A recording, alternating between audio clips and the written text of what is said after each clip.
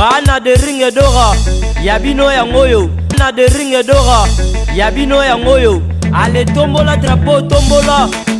Original, Bana Dora. Bonjour, bonsoir Bana Dora.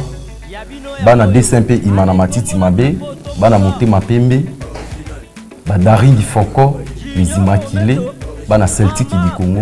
To bombela bino surprise moko boye au moment on va découvrir na plateau na biso début DSMP ezali na solo pena Imana. Bebele na vita. Baswahili Mais parce que à l'époque peut on nom na nini bata souhait ezali bata Imana.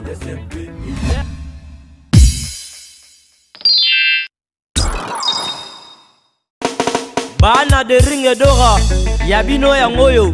Allez tombola drapeau tombola. Original, Bana Dora. Bonjour, bonsoir Bana Dora. Tokutani biso sur l'émission na biso début DSMP au tobengaka tribunal du DSMP. Tobeta masolo belé na émission na biso à lelo, mais comme d'habitude to passer dans la petite présentation. Nga inde kuna bino Yannick Maboso oboyebi partout même dans les réseaux sociaux. Nazanga monter nazana lipasse nanga mo coéquipier de tous les temps. Joël Péniel que j'ai sali. Bonsoir mon ami. Bonsoir Yannick Maboso DSMP. Bonsoir Baïmayen de Sobarolanda Biso. Bonsoir Bana Dora au avant au Canada, Afrique d'ici et pas wapi papa Dédé au Azali na PC en beauté belé. Bonsoir Bana Dora nous sommes monde entier parce que Yannick Dora équipe menene.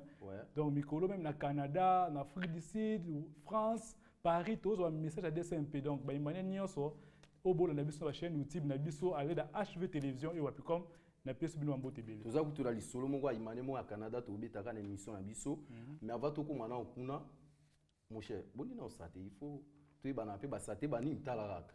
Ouais, Yannick santé a toujours kitoko toujours na rythme à motema pembe tara équipe na biso équipe chérie na biso na ndenge ya maboko pembe nde bato lobara DSMP pe motema pembe biso ba Imane pe mitema pembe yango mo non santé a toujours kitoko. Santé toujours kitoko to pour la to gagner tout ça la match nul. Santé le rôle nzamba zo batela toza toujours na équipe na biso DSMP. Joël Péniel dimanche tozo betana équipe ya la Renaissance du Congo oyo kuma déjà tango mona Renaissance Vita, Renaissance Mazembe, Renaissance Imana, équipe na biso chérie. Tout le monde a bien moi ba derby parce que moi makele le wana sala bien. Ce sont des matchs où ezana moi makele le mon boy vu que équipe wana malgré tout ba komana on a niveau au balo ta raté mais DSMP Renaissance c'est ça là déjà moi derby mon boy. Ba point de vue na par rapport à match on est surtout que statistiquement toute l'équipe a la victoire. Oui Yannick, en vrai dire Renaissance, DSMP Renaissance, et comment déjà derby. Déjà que non, Renaissance, ça va supporter, c'est belé. Au bas coup, tu stade, comme ça fait équipe na bango. Donc derby en Guéma quoi. Voilà. DSMP, ça va supporter, c'est belé. Ni tu côté à stade, tu yembe la bariki, tu kumisa kaba junior connaît, tu kumisa kaba encore malé, tu zala toujours wana na sima joueur na biso. Mais et le moment là c'est une équipe na DSMP, malgré la divergence entre biso ba supporters, malgré la divergence entre les dirigeants bango na bango, entre les cofondateurs bango na bango, mais surtout comme na match à Renaissance, il faut te yokana.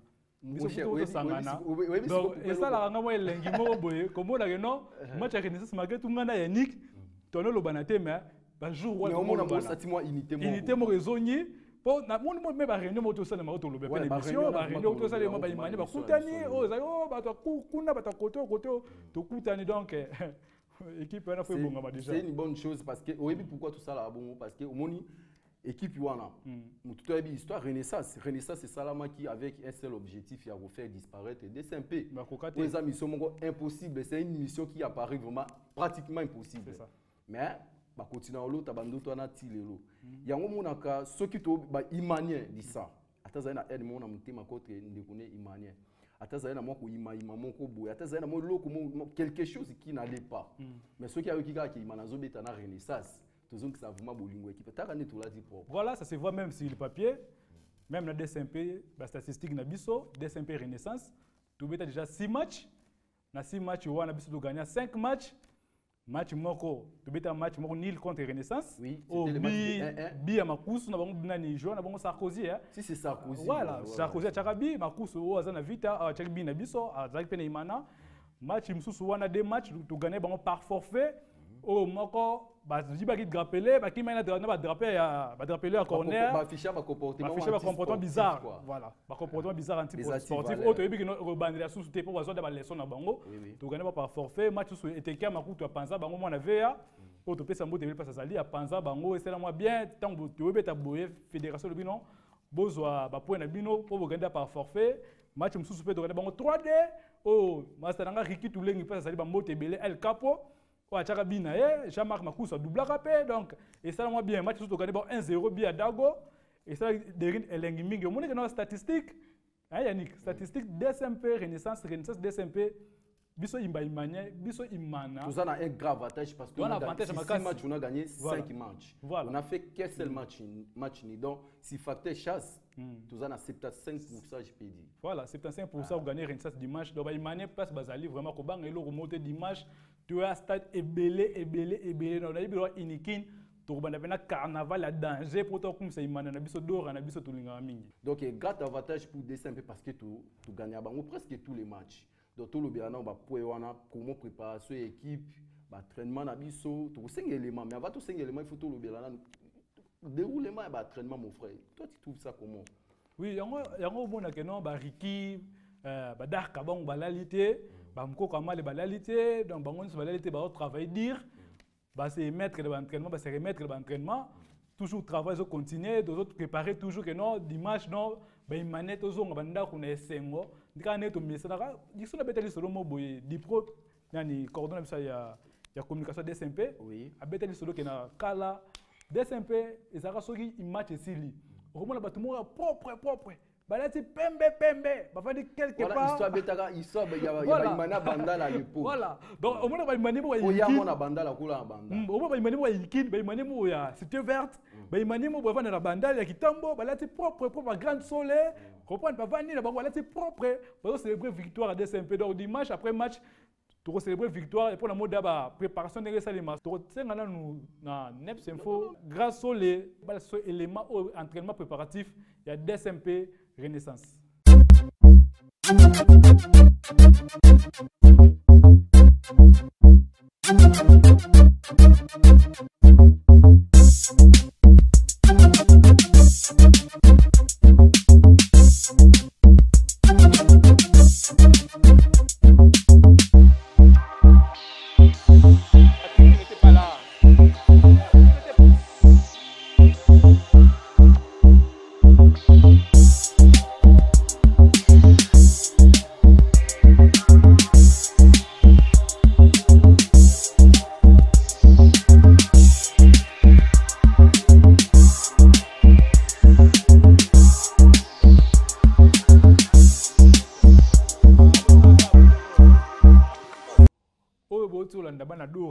Les entraînements préparatifs auto préparé pour te mettre une équipe à Renaissance du Congo auto mettre un match dimanche donc moi j'adore à dimanche là ta propre toi biso imana Yannick ton équipe moi bâtiment propre donc équipe à Pembe la mité ma Pembe oui tant tous allez ba miki makasi non seulement tant tous allez ba la miki même papa na biso ta banda au cours là babando beta toujours ba masolo que non imana les équipes oyo ya batu balata kitoko batu linga propriété ouais au moins même biso tant to kota na stade to remarquer au moins kota vite kuna ba obimandeti batu moko boye même si il y a des bouts de simple so tellement ba propriété même qualité ba image ba imane ba mo na ba juger que oui imana ils avaient une équipe moi ba jeune moi propre ouais voilà tout c'est vaté mais on dit quand même la vérité.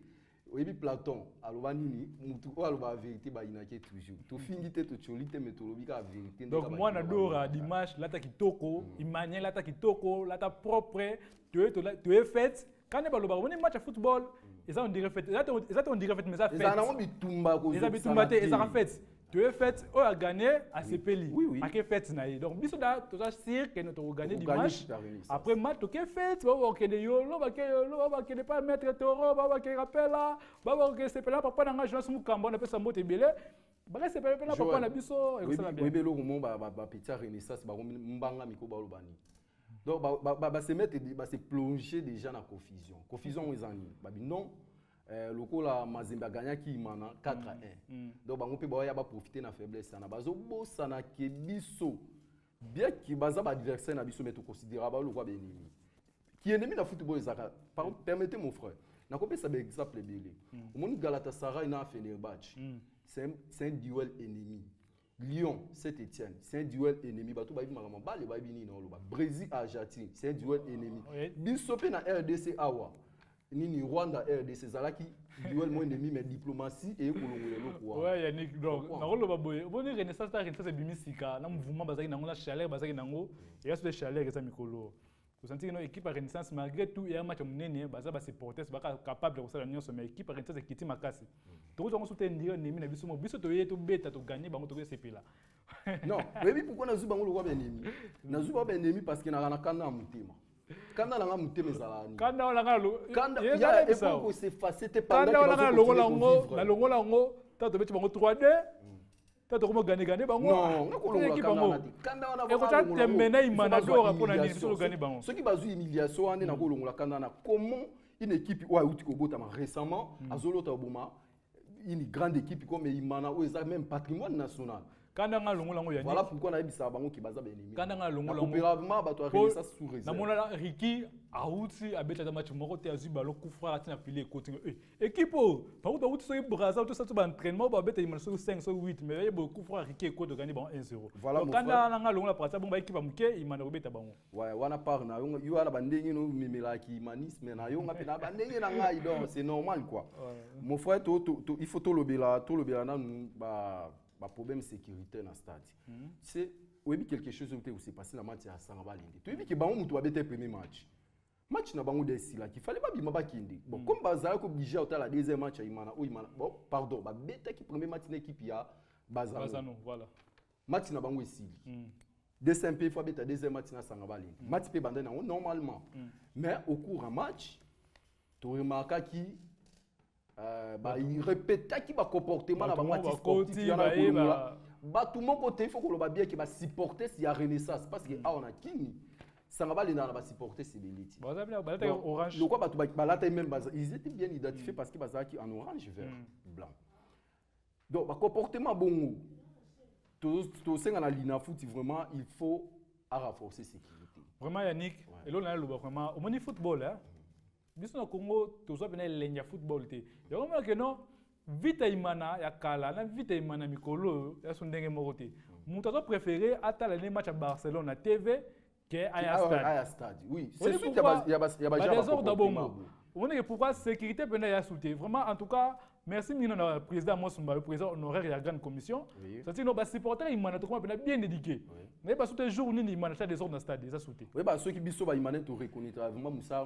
munene oyo président Mosumba yo à celle biso na grande commission eza maki ya gratuit Yannick nazo biso vérité na ba souté jour imana a des ordres dans stade c'est ça il y a aussi la bien à remercier les supporter imana abamba libanga ya stade eloko eza souté pourquoi donc biso ba supporter imana to comprendre tout le message à papa moi ça peut ça biso tout le message au président Aubin après ça biso chaque début de saison tout le message au papa Mukamba après ça biso que non supporter fois ça bien éduqué supporter dans le stade azoya que non pour match ya fait aye pour célébrer victoire et surtout il faut que soutenir l'équipe dans moment nyonso on a 3 résultats voilà yo mona que non ba division na biso ya fekofa na ya lina foot ba ça na effort yo commencer niveau de sécurité ba landa surtout ba Renaissance ba na streaming yo longola ba rappeler ba kota corner image même libanda mboka yo salir football na biso ya Congo vraiment donc image en libanda mboka football ya Congo salir ngo bongo eza kitoko te kolongola ba rappeler kolongola ba filer ko sala boy kolengisa ba terrain na era match eza vraiment kitoko te en attendant to lobela vraiment pour yana makasi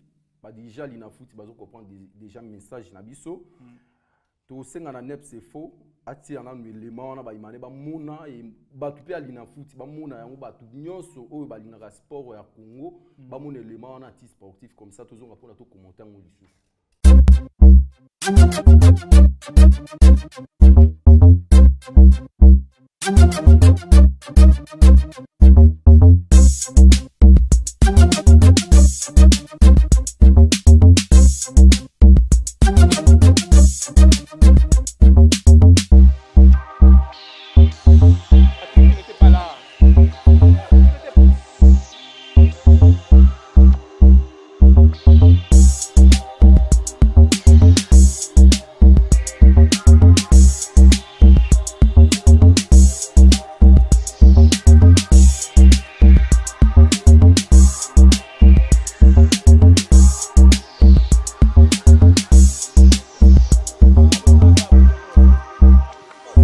merci Baïmane Boutolanda, élément mon ko déplorable, un élément artiste sportif parce que pendant les déroulements à match, tu as remarqué Babilo Kouanati. Comment Matina Bino est là qui ozonga lisusu pona obebi saka match baninga. Match baninga pendant que non identifié. Biso imana biso dozo match mo on dirait fête. Biso dozo match à football comment on dirait fête. Tu as rapport au fêter. Biso imana tant que imana zo match à football malgré non football les trois résultats que pour les aranango des fêtes les aranango ko gagner et ça la mais tant que tu as match à football na Martinique tu as Martinique wana tu as pour tout fêter tu as pour tout c'est là ensemble na jouer na biso yo zo ya kokota oyiba ba drapeler ça va n'importe quoi ce n'est pas du tout gentil c'est pas du tout gentil ça fait baninga ouais c'est pas du tout gentil quand on lobby en tout cas vraiment on n'échappe pas la victoire vers la guerre quand des balobaka mais biso ba imanier tout ça sur l'équipe na biso tout monde na concentration et bien là on a remarqué pas ba joueur. On a perdu le match de Mazembe. Score Emilia, oui, ça il faut qu'on se le dise. Topoli score Emilia devant Mazembe, mais bah joueur, bah ça comme si on n'a pas perdu le match. Dans l'entraînement, toujours ça petite détermination toujours. Mais on va parler parce que motivation c'est pas pour rien, bah qu'on motiver bon. Tokolobe là on a une émission na biso toujours qui tamba moko. Na deuxième point au Tokolobe là, retrouva il y a le président honoraire Amos Mbayo, au Tikotika grande commission. Retrouver à Sala qui n'a pas joué dans comité na bureau comité olympique mon frère Joël tout le là parce que ça m'étonne un dirigeant démissionnaire mais il continue toujours à faire du bien azo sunga imana na libanda équipe atali bino après tout imana c'est mon équipe bien que j'ai démissionné mais na longue na imaneti na ça toujours imanien azo continue ko sunga équipe na biso a si problème ya ba transfert ya ba joueur donc mon frère il faut tout le là on va maillot na lobé là comme ça. Yannick, omoni mana, omoni na place ka ba tout monde bazo loba ki ba presse, ba banderole, ko finga ba dirigeant, ko loba oya kende na place que no bo loba bongo imana za asbel. Soko zala mbongo na yo, yaka ocha mbongo na DSMP. Nakati ote mon frère. Oyebi quand tu dis asbel, peut-être ba imane belé na ndako ba comprendre. Une équipe qui est une asbel, c'est donc une équipe qui vit aux dépens des individus. Voilà. Continue mon frère. Donc, au moins, il m'a dit asbel. La place que nous au tin d'arabatwa les gars TV ba finga ba déjà ba finga papa Jonas Mukamba ba finga Robert Minaku ba finga Amos Mbayo ba finga Docteur Jérôme ba finga président San yo yaka na mbongo wana o chembongo wana to pèse ba jota prime to foute ba jour ta transport to pèse ba jota moi salaire et ça va bien. Donc en tout cas coup de chapeau na nous. Na président Amos Mbayo a sous-présenté. A sous-présenté. Atikali à une terre simple. Papa Jonas Mukamba. À une terre simple donc a sous-présenté pour les chapeaux nous. Administrateur simple. Administrateur mais supporter simple. Supporter simple voilà. Alors c'est comment qui supporter na c'est bien qui manier na voilà. Donc presque no business tout le monde que no ato suki. Ah ouais manier ma hôtel maté ya telemi. Tout ça non etikaka. Tout ça non etikaka. Tu vas imaginer mon boué et na moi quoi na biso ya ba quartier tu beta siko masolo nga siko attaque imaginer tout na Vandeli TV na Landi qui est le président Mosimba tout ça babola mo boué notamment ba nini ba motivation tout ça la siko na bureau comité olympique retrouver ça là na ba joueur donc kabangu azala na logement té mais azui logement na charge a décidé qu'il y a ba foot transport ya ba joueur na chaque match à régler les problèmes mais belé netinata mabou qui c'est un joueur ou alinga qui c'est un gardien pardon alinga qui est déjà mais azongi sur une équipe grâce na ye accabler mon son na téléphone il est là abongisi mo makambo belé hein tout le monde badar qui déjà ba bido na Facebook Yannick Dora Yannick maboso DSMP moi la DSMP solo au monde pas toza na poster ya bato bongo za DSMP on a mo ni makambo papa obemina kwa saka ta DSMP modo ko tsabe na mbongo ne mo ka push abimisi mbongo ne ma poche ko foot ba jouer comme $80,000 ba $100,000 par mois ko foot ba jouer ko pa transport ba jouer par jour donc ce n'est pas eloko mo muke eloko mo munene parce que ba to wana ba président mo sumba ba papa obemina ko baza pe na ba famille na bango omoni ya baza pe na bana na bango baza pe ba entreprise na bango baza pe na kamna wasala bo pe mbongo oyo na place na pesa imana na sala na famille na ngai na tonga ta motel na mo bien ekotila ta bambo ekotila mbongo mais ba mbongo ba tcha so DSMP donc amour wana en tout cas faut pas tous ala ba reconnaître il faut tous vraiment pour de chapeau na mingi na président Mosumba yo na sepeli makasi parce que biso to suka ki yandika na vana chambre na homme la ta la nga ya relation so que biso dimanche na ko ité na kufité mais na mona Ni on a présent moi Sumba joueur. Ah, donc c'est pas mingi, c'est pas vraiment mingi. Présent moi Sumba en tout cas ba félicitations belé. Biso ba manière tout ça à cœur avec yo, makambe belé au sein de la DSMP. Maman va prime on OP ça, il c'est bien. Qu'on fout ba joueur, ba transport, ba logement, ba joueur. Donc le président Moussamba on n'est plus le président de la grande commission, mais il reste une manière. Voilà pourquoi le président Moussamba ben ça ba joueur.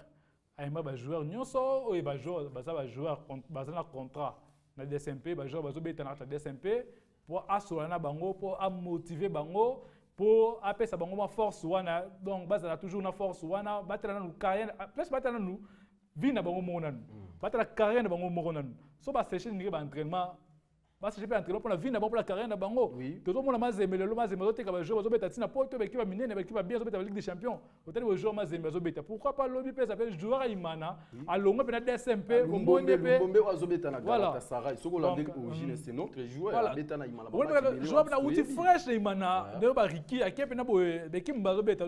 Commencer par pèse ba joueur na biso ngwana. Ko sécher ba entraînement pena ils a bien été pour la carrière d'Abango, pour la vie d'Abango. Mon frère, quelque part paye ça là moi hein. Moi passe mon bout. Toi tu travailles mais on ne te paye pas. Donc babilo quoi bongo, ça la passion. On n'a pas dit que ba foot ba jouer Imanati. Mais tu dis que moi reta mon bout hein. Moi reta moi salaire ou soit moi ba reta ba prix. Nazo beta ni solo mon bout. Nazo beta ni solo mon bout. On Imana to uti musika.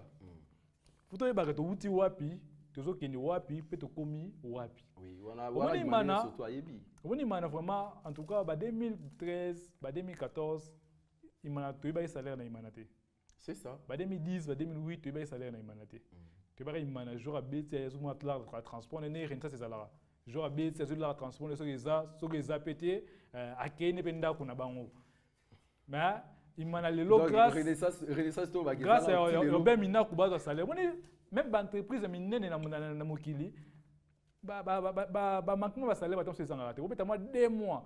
Jour où tu as un conseil, que non. Avant joueur a déclaré salaire, c'est après 3 mois que le joueur a déclaré salaire. Et c'est là qu'on a loué FIFA. Que non, après 3 mois, le joueur a déclaré salaire. Mais jamais que non, le joueur il m'a dit 1 mois depuis à Mosumba, au Bemina, au papa juste Mukamba, Chantini Ngobila. Non, tout ça qui sait va jouer, tout ça qui sait va jouer si c'est pour là. Donc c'est normal que ceux qui m'ont que moi. Oui, c'est normal, c'est normal. Date de Bayokana qui est l'équipe. Oui, si joueur qui bon, zong après 3 jours aux salaire na. Zong après 3 jours à donc ça la bon. Tout le but que c'est passé bon mais tu peux ça garder exemple quand on a repé ça cordas quoi la en tout cas donc Zambia ça biso bien pour tout ça bato ba moi Sumba na Imana. Et ça qui to mingi to senga déclaration au salam qui na olympique parce que président moi Sumba za président olympique numéro 1 à sport à Congo au mbaki ba joueur à Imana au ba kutana ki kuna pour ba solo la soki grâce aux les 9 infos bas après ba tchiki biso les man.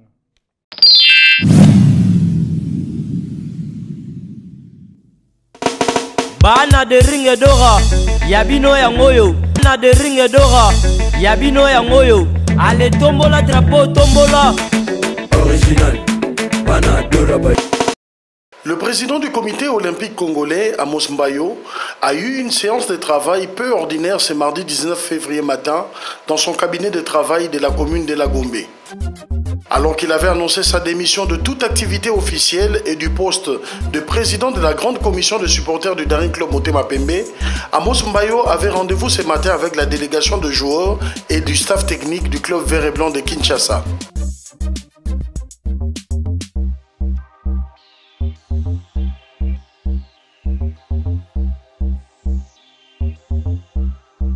Les relations tumultueuses entre ces joueurs et les comités dirigeants de ce club avaient poussé ces athlètes à rencontrer l'un des enfants dignes de la maison des Sampé. En toile de fond de cet entretien, les plaintes des athlètes sur la marche du club, les paroles et les conseils de celui qui conduisait autrefois les destinées des supporters de ce grand club. Amos Mbayo a profité de cette occasion pour apporter aux joueurs le mot de soutien du tuteur Aubin Minakou, décidé à les rencontrer et à éponger leur situation salariale dans les prochaines heures. SMP restera toujours ma plus grande passion parce que c'est mon équipe chérie que j'aime beaucoup. Vous avez suivi avec moi que nous avions perdu le match à Lubumbashi par 4 buts à 1 contre Tout-Puissant Mazembe. Mais avant ce match-là, on avait fait match avec Sangaba Lende. En amont, vous avez suivi que les joueurs séchaient des entraînements par-ci par-là.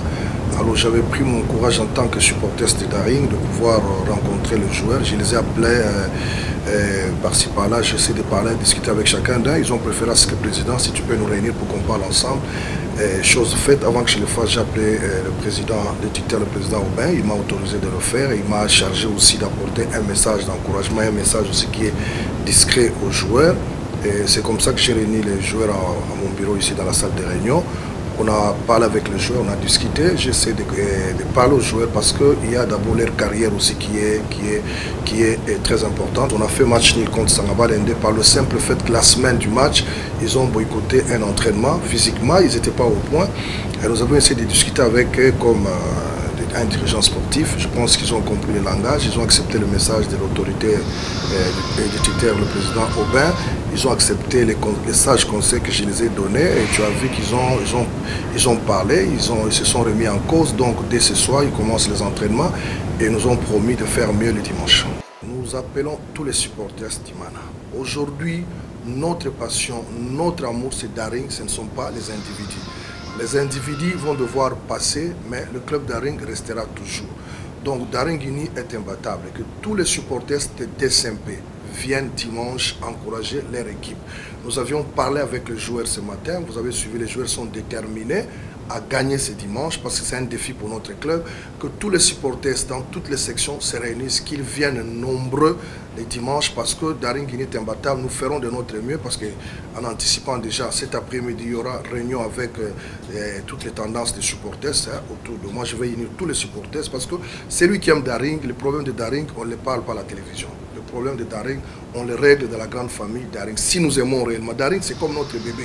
Si nous aimons réellement Daring, nous devons parler de nos problèmes dans la famille. Je pense que tous les vrais Imaniens doivent comprendre qu'il est temps maintenant de parler Daring dans la famille, de parler Daring par des œuvres, de parler Daring en soutenant, encourageant nos supporters. Cette réunion a été une occasion pour les joueurs du team vert et blanc de lancer un appel à tous les supporters découragés, sans doute par la situation qui prévaut dans le club et des mauvais résultats qui se sont enchaînés. Mais ils ont derby. Ils ont derby pour l'équipe Union sur la Renaissance. Donc, ils vont travailler. Donc, conscience, c'est ça avec le dimanche, il faut 3 points. Pour les autos, pour la déjà, on a un score lourd. Et déranger jouer Union sur donc, c'est pour préparer pour le dimanche, vraiment, dans mon temps. Bon, mais ça, il faut pas comprendre. Les gens qui sont habitués à venir, donc, il faut pas comprendre le bloc. On a tiré, on est dimanche, on est belé dans le stade. On a tiré. Si tu as ça réchauffement, tu as senti que bon ça déjà. Donc il ça ngano capitaine et ça ngano bientôt na mona bango ke likolo bato bana souci ma donc 3 points d'abord bando lukango déjà bango. Donc il ça nga bien. On a bien son ba ebele. Ba bo sana ODG leki o eza liboso to linga to zuango po to zonga na Coupe d'Afrique. Le message qu'on peut leur faire passer, je pense que moralement, ce dont on avait besoin, c'était de rencontrer nos dirigeants afin d'échanger. Tout n'est pas question d'argent, mais on voulait seulement rencontrer nos papas pour pouvoir échanger avec eux. Le dimanche, c'est vrai qu'on a un grand débit, on s'attend à un match très difficile.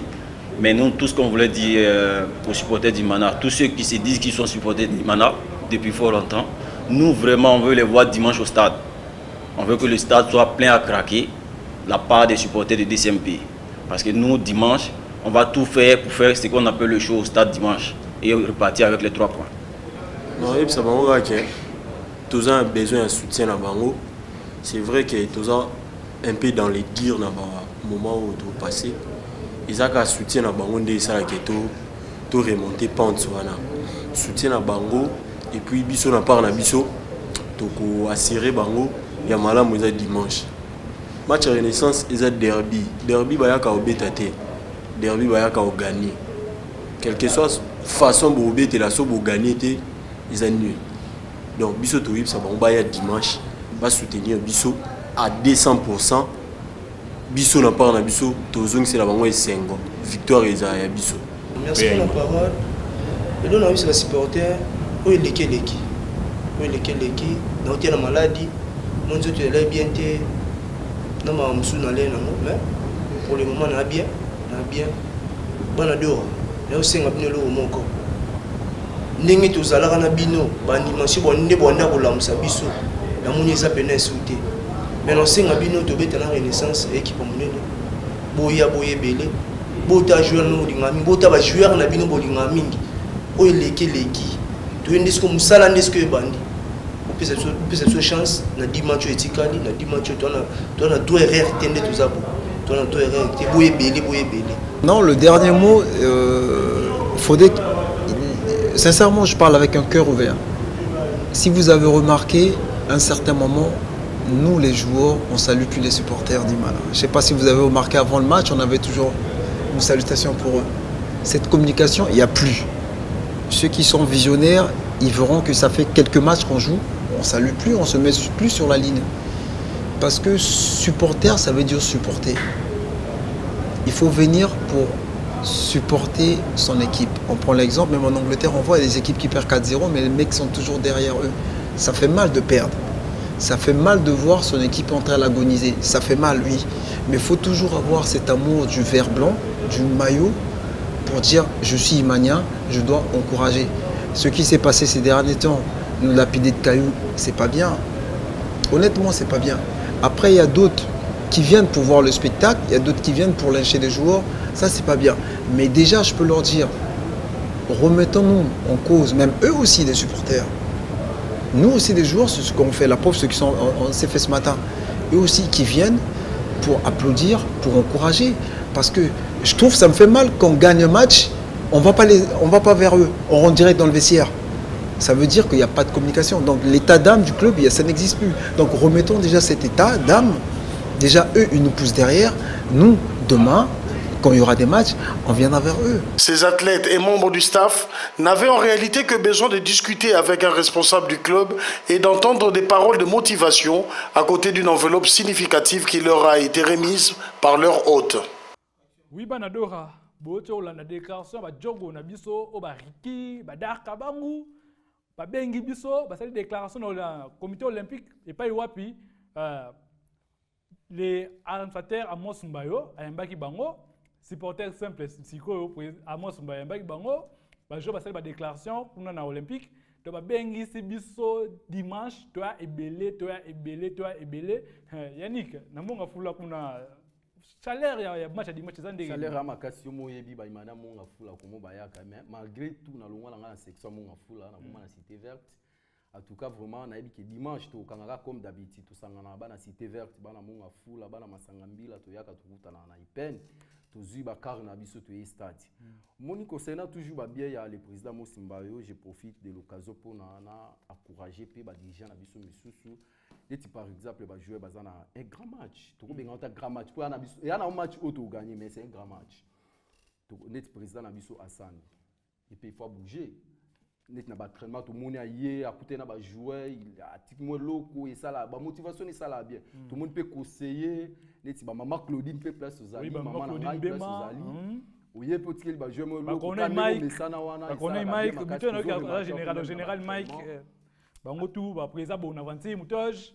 Donc ba dorter Jérôme bouger mon mké pour na équipe na biso pour le match à dimanche et que ça la moins bien visibilité toujours pour la deuxième pays. Donc ba dirigeant na biso balandaka toujours ba bon exemple bien ya ko sunga équipe ba jouer ba za la motiver, joueur za la motiver na malobati.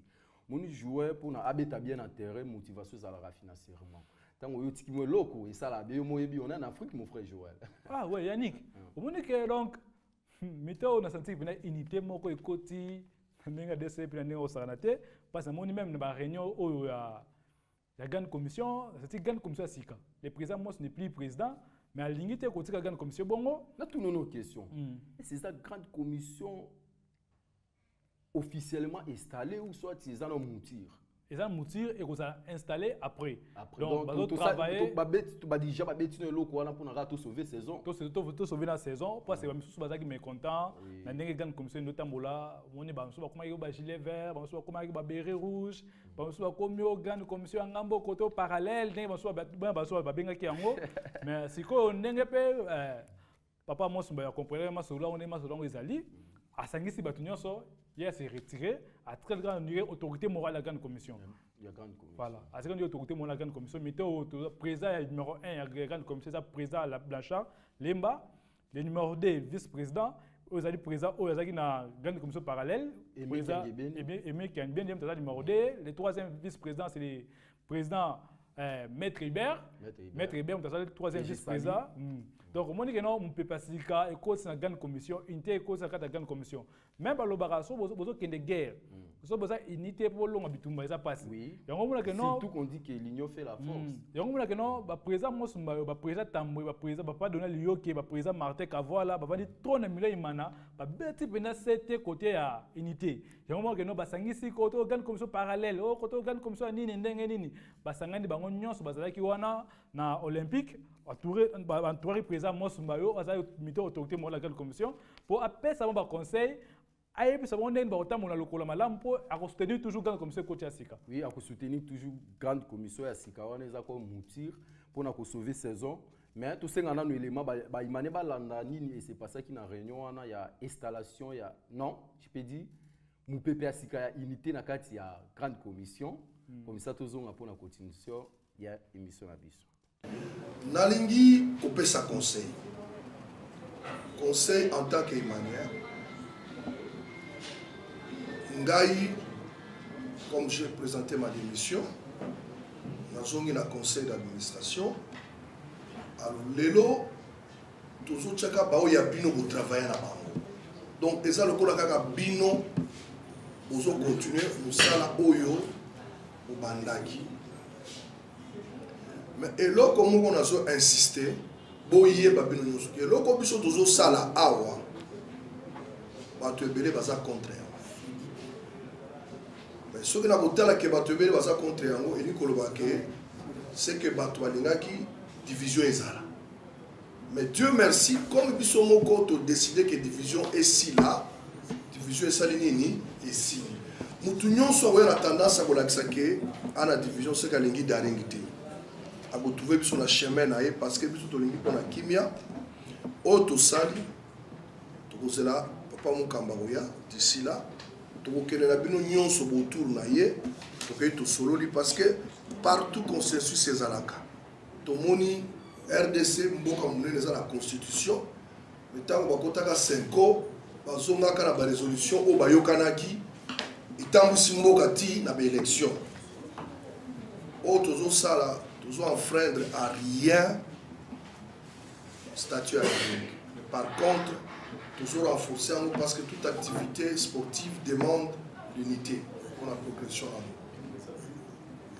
nous. Nalingi lelo, que chacun de vous a enterré hache de guerre. Donc, déjà par le fait que toujours si ça m'a camboyo, il n'y a plus qu'à aimer, il n'y a plus qu'à Blanchard, il n'y a qu'à Daring. Est-ce que tu as dit?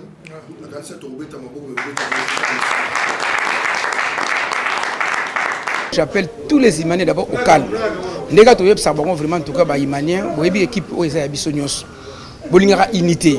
On a déjà fait unité des supporters. D'ailleurs, à ma droite, on a présent aimé.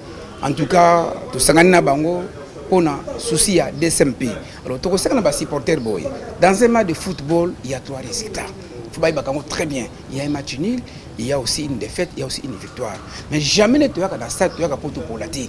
Mais les matchs, c'est quoi? Agir et s'ambienter. Et les matchs se jouent pendant 90 minutes. Donc, dès que vous avez dimanche, vous avez un blanc, vous avez un belé, tout ce qui match pendant 90 minutes. Mais tu vois, parce que les clubs ont été par rapport à l'unité, ils ont chapeauté par les révérends passés à Mosumbayo. Et avant qu'ils soient ensemble, ceci n'a pas de supporter, nous, c'est que nous dérivons et tous en Afrique. Et c'est par là, je lance encore un message fort. Bon, c'est surveiller. Au beaucoup de monde qui vraiment à ce fin de dirigeant en maths, au beaucoup de monde qui vraiment sur Malibanga, c'est qu'à ça mon DSMP, à ça humanité. Parce qu'un vrai humanité à quoi un stade pour comme ça équipe naïve. Mais le président Amos a monité division DSMP, Tolobaka, Daring Uni reste fort et imbattable. Dès à monité, Tokoï continue na ba division te. Na initiative naie à Bengi Bisso, to sangani place moko. Pour total dans la même direction. Et yango lelo obokomo na président aimé a sali 2 ans à côté Rastate na unité oyo yozongi au président Mosatier to sangani na baninga lelo otokolba na milieu na biso ba supporters toza unis. Et alors to sengi na ba supporters nirso oyo par rapport ya ba situation les cas qui na équipe il y a ba division par na makambo belé oyo esalamaki na équipe o ba fani na banda ku baya ebelé tozo beta dimanche na renaissance vraiment o aza imanie ya solo akofana na ndako te o aza imanie ya solo puisque toyebanaka entre biso ba imanie na stade oyo tozomona ke abandi akoti stade aza koyemba ni bandeli tina suka tango babeti siffle match eseli imania solo eza tosala ba discussion na coin mais olandelaka équipe na ote tolingi dimanche au biso nyonso na stade parce que 2 ans tofani na ndako tango tozongeli stade elakisi bino nyonso tofani na ndako na intérieur unité d'arrêt biso nyonso dimanche na stade et puis tosengi na badari men nyonso boye bango ke division na biso na niveau ya supporter eza sous terre toza uni mutu oyo boromona aleki alingi sous a diviser biso ba imanien en tout cas ba supporter bol ba bango c'est trop biso ba supporter to yokani toza bo moko ebele bo na stade parce que à partir ba message ba joueur bazo koloba na biso nde to repesa ba makasi to koki koya te na stade to boaka masuba to finga joueur te bale ebeta makana ba moment nango tam susu na quelques minutes wana epesite mais bo encourager ba joueur bale za na 90 minutes to koya stade poto encourager ba joueur na biso et tina 90 minutes tant arbitre akati to sepeli na victoire to kei bandaku to bandi koyemba directement daring et kemba moko liboso. Ouais, merci Banado Aboto Landa élément wana bino mo boko comprendre mo pepesika na kati ya grande commission parce que depuis moi kala structure wana ya grande commission et bota mo makele les belé parce que ba sectionner ce que zala ki ba longolio ba désinstaller aussi je peux dire au que nos communes aura opposa et donc c'est pas ça qui a wana mais na sepeli lisusu na rétablissement ya unité na kati ya structure wana mon cher oyebi ba imane ya Canada ba imane ya partout dans le monde comment ba komela biso par na ba réseaux sociaux tout ça là un élément tout ça là qui a imane ya Canada espoir kamwanga si espoir kabwanga c'est ça son nom non espoir kabwanga o za imane o akita ki pays ça fait déjà 5 ans passé azana kata Canada azotsa na kata Canada azolanda équipe n'est toujours de près ndenge ba papa Dédé na Afrique ne balanda équipe na bango papa Dédé Babena ne balanda toujours équipe na bango ne ba GR ministre na kata Luanda ne balanda toujours DSMP na bango balinga DSMP na bango balandela rango chaque jour batuna toujours ben info na bango okota bo babengi penyel dora kuna ndenge nozonga boy maboso dora kuna ndenge ni OK boy oh Dixon tapo to yebe équipe kuna ndenge to sombi joueur nini yango na ndeko espoir Kabwanga a cela qui vidéo donc pour soutenir comité aux en place. C'est un projet. Bon, c'est un projet pour soutenir comité en place. C'est un projet surtout pour soutenir au ben minaku oh autre ba moyen et belé dans carte de SMP na biso. Oui mon frère. Oui bi ce qui projet on a vraiment parce que c'est toi qui a l'élément.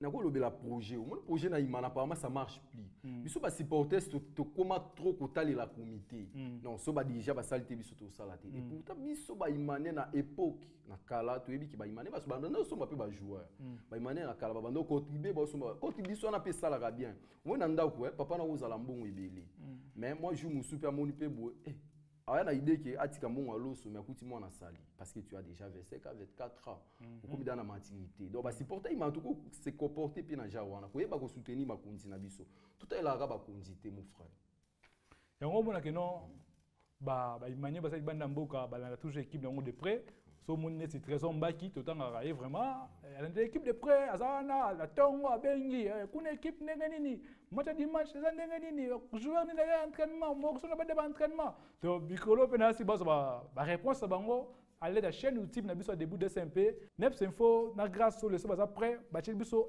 vidéo ya projet oyo espoir kabanga a lancé na DSMP image. Donc bonjour Joël, bonjour Yann et bonjour à tous les fans des bouts DSMP. Je vais me présenter. Tout d'abord, mon nom est Espoir Kabanga. Je suis imanien comme vous tous. Ça fait plus de 7 ans maintenant que je suis loin du pays, mais je suis toujours le plus proche possible de l'équipe. Je suis sur Facebook, je gère beaucoup des groupes sportifs, des pages sportives, mais je donne beaucoup d'informations sportives, mais plus précisément les informations des DSMP, puisque c'est une équipe qui me tient à cœur. C'est mon équipe depuis mon enfance. Donc, je vais faire cette vidéo D'abord, avant de commencer, je remercie le président Amos Mayo, le pasteur, pour l'action qu'il vient de faire. C'est vraiment un exemple à nous tous de suivre. Comme c'est pas juste que tu dois avoir une responsabilité ou être présent dans l'équipe pour aider l'équipe, pour venir en aide dans l'équipe dans plusieurs aspects, que ce soit spirituel, financier, tout ça, tu es toujours prêt à aider l'équipe et tu viens encore de le prouver une fois de plus. Je te remercie beaucoup pour ça.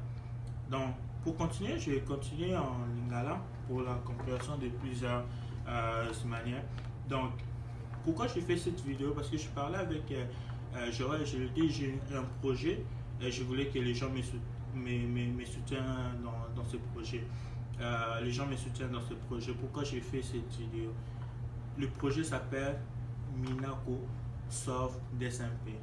Donc, dès l'ambit dans le banner, on a lingala pour comprendre. Ce qui est minute sur ma cambébélé sur les canaux équipe, bazo sepelate, batou ils ont un climat malsain à l'équipe en ce moment où ils ont ça l'équipe et ça vraiment un niveau dans notre ébélité.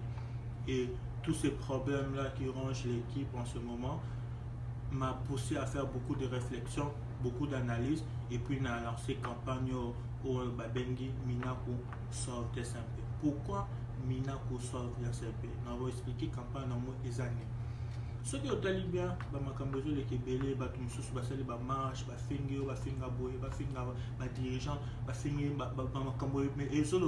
que je ne vais pas rentrer dans des détails parce que je ne suis pas vraiment quelqu'un de polémique. Mais ce qui est très bien, la personne qu'on n'a pas pointé les doigts, la personne qu'on n'a même pas incité à respecter, c'est qui? C'est le tuteur Aubert Minakou. Pourquoi? Parce que les gens savent qui est Minakou dans DSMP. Yomutu au Pimsa Kambon pour nous foutre les joueurs, pour nous consommer les joueurs, les primes, les salaires des joueurs, Yomutu Salakam. Yomutu l'équipe qui est Koufa. DSMP, on sait tout ce qui s'est passé 5 ans passés. Yo le côté équipe au commission on a le niveau bisoto lingaka équipe nabiso ezala. Yomutu Pimsa Kambon pour ça la équipe et fonctionner très bien. Il y a moi na batouazo respecté au makas, il y a moi na batoualingyo, jamais batouafingyo, jamais batoualobi au Kenya. Mais ce que problème ils ont inquiété, ils ont inquiété surtout après plusieurs réflexions et analyses, c'est que silence n'a eu et se dérangé ma casse, papa. En ce moment, toi seul, je l'ai dit très bien, toi seul, aux en a capacité, aux en a potentiel, aux en a réunir toutes les différentes parties, sur la DSMP, que ce soit grande commission des supporters, que ce soit supporters, partie sur les salami, fondation, sans pour autant minimiser Papa Mukamba, mais en ce moment, toi seul, tu peux réunir tout le monde pour une vraie unité. Oui, Banadora, DSMP Imana, tout Pamaros, neto benga, donc Wabotolanda, projet Oyo. Imania Canada, Espoir Kabwanga, a tu lancé na kacha DSMP, to tele mato soutenir ngo essayer démora bien, to ebi o ba moyen oyo. Papa be mina kwa tchana ta imana, tchana ta DSMP, vraiment de koyanik, ba moyen wana to ça vraiment reconnaissant envers le tuteur, le président Obé Minakou na kambe mini na sa DSMP. Imane o aboya le président Obé Minakou, c'est que ayebine peut-être histoire à Imana 2014 style loti. Donc bisonyo surtout attaque banadora toza vraiment très reconnaissant envers papa Obé Minakou na ba bien na nyonso o azusa na kati ya Imana. C'est pour ça na soutenir moi personnellement na soutenir toujours ba biloko oyo ko apporter un plus na kati équipe. Taneti projet wana ya soutien, ya papa Obé Minakou na oyo supporter depuis Canada PC. C'est une bonne chose. Imane vraiment il faut toujours que cet esprit wana. Tu es bien que ils ont une conjoncture, tu es bien conjoncture en boka, mais quelque chose tant où sachez à main d'entraînement, où tu es jouer et pour aider.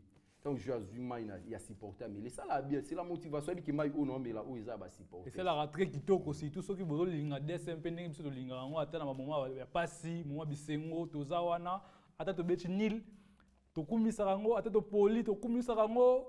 to sepela lango po to lenga ngo depuis bo mwana evanda na mitema na biso esepelisa biso esepelisa biso pe ka po dimanche pe to sepela des simples continuer toujours ko sepelisa biso mon frère toujours na cadre mobiliser to bosa te match on comprendre esprit na biso eza concentré vraiment si match à dimanche otobeta na bana malala otobenga bana malala ba petit na biso wana ba lela ba désordre na stade donc eloko ngala osenga na ba imanien tozala vraiment ebele makasi to bosa na nous le passé moni mana tout le cas tout sauver saison to sauver saison surtout beti ba petit na dimanche mais kota la ba match na TV non caractère wana vraiment za caractère ba imanien ti biso to ba imanien ba tout ça rendre stade donc dimanche to ya vraiment ebele makasi ba imanien les 24 communes, toutes les 24 sections. Il y a vraiment le président José Lobota dans la section mon fula. Si tu viens dans la salle raposa, viens dans la va lui mettre président section lui mettre dans l'image dans la santé mobilisation dans Nenga Tembe. Donc ngana Yannick, obi martyr, ils ont 24 portes.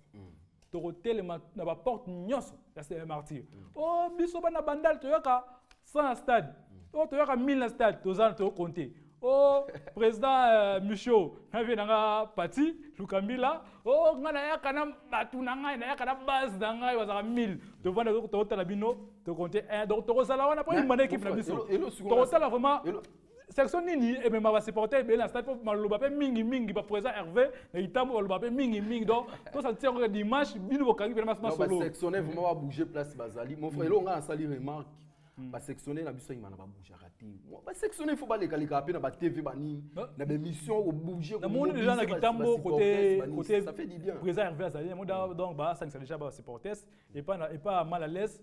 Jérémy Kanza, namour déjà kuna, namour déjà kuna donc bas senti bas sensibilisation des alliés, bas senti bas supporters, malgré toujours na gagne comme ça, à gagne comme ça, mais aussi surtout bas supporters. Pour dimanche aux ala, dimanche bana 2 heures, mon a dessin pour côté la match à TVT, ya stade aux ala ebele, tu as yembe la dessin pe na biso, tu as bine la ba joueur na biso, tu as kumisa imana na biso équipe to linga mingi na mitema na biso. Oui bien on a na salaire remarque zani. Biso état africain de naissance africain d'origine football na biso to memela on a banemo à l'africaine quoi ce qui équipe poli on va supporter ba décourager oh mais imane uto pour la mazembe 4 ilongi na nga yango bilamba na nga yango na lati to là c'est toujours imana il est changé et logo t'est changé donc c'est ça l'esprit to gagner pe dimanche to se plater to gagner pe dimanche to se plater il faut vraiment ba supporter to ya ebele to tondis donc vous équipe wana to finira pena bo to tse espace amuke to to pena côté nyonso imana côté nyonso vert blanc to zo yembela riki ballon to zo yembela daka ba kuna nzemo sika na monde kuna evolo ko misa nzemo sika to zo yembela to zo yembela so ta kota na monde evolo ko beta so et ça va bien ndenge est motivé joueur na biso oui ça la bien makasi vraiment Kouya stade ko assister ba jouer passer supporter à 12e joueur na terrain to elo ngana osenga ezaka présence na stade mais toujours que système à TV trop et ça la bientôt ya stade bo un mot vandi oh match ya imana tourner vraiment to yebi équipe eza sur la coupe d'Afrique ti équipe est traversé ba moment moko un peu difficile oui ça on est reconnaissant mais quand même il faut présence na stade pe mutu auto ta équipe na prototi au moins équipe est pour la 4-0. Mais le match suivant, bah, supporter, bah, répondre toujours présent. Pas que l'on a payé, il faut biso to imiter. On a Afrique, mon frère. Je sais que nous, bah, manière, bah, yoki biso, dimanche, tokoya ebele, on peut pas sika. Ou ko 50 commission de dimanche, tokoya ebele, toye mela imana na biso, toye mela dora na biso, bah, tout pas maros, bah, osali ebele wana, et osala pena lengi. Vraiment, bah, manière, merci mingi. Ndenge bo messana ko landa émission na bino bolingaka mingi début de SMP. Émission oyo comme tel émission ba imani ba ndaku na bango zo pesa elengi ya kokumisa imana zo pesa sentiment ko yembela dora zo pesa sentiment ya kokumisa imana na ndenge moko ya bien na ndenge moko donc ya stratégie ya bien donc émission na biso lelo to suki wana to pesa ba mbote belé na Neps Info mbote belé na Christian Vwezolo mbote belé na Patrino Manteka mbote belé na Patrick Deta bana iniki bana kampa na epie que non bolela bino ba carnaval pour beaucoup ça imana na bino en tout cas na sepel mingi ndenge nazo moi déjà ndenge ça spécial ça dans les général Jacinthe mais na moi d'abord comme ça là pour na match à dimanche et ça qui toko mingi ouais tu yebi ki ba imane to za vraiment ebele makasi dimanche wana ya na moni opesi déjà ba imane mbote mais ngana profiter na pesa ta ba déjà donc on a pesi papa Obeminaku nzala nzoko ba mbote ebele place ozali papa papa les baobas historiques équipe na biso papa Jonas Mukamba na pesi bambote belé papa place ozali na pesi pe mbote na le président des missionnaires l'homme des actions papa Amos Simbayo bambote belé ba merci et belé place ozali na pesi pe imane ya tongo mon père Jacques Lengo manama tonge bolia bambote belé place ozali na pesi pe ba masalanga nyonso tokutana na Kolumbi ba imane wana na otanga ba kumbote me base ka Kolumbi ba place tokutana ka tozo yembela imana biso Kolombi. Tokutani prochainement na un autre numéro ya émission na biso tribunal debout de SMP place où tout na ba question mais le autre toujours chasse ya m'inviter à ta prochainement beaucoup mon invité à la prochaine bana dora bana DSMP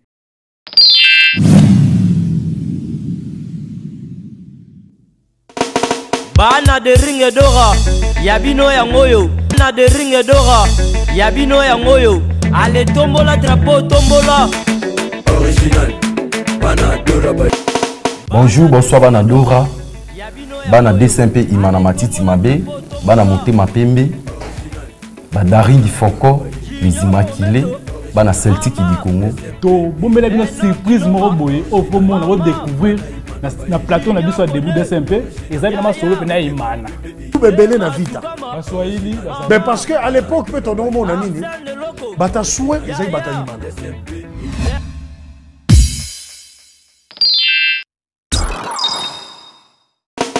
bana de ringe dora yabino ya ngoyo ale tombola drapeau tombola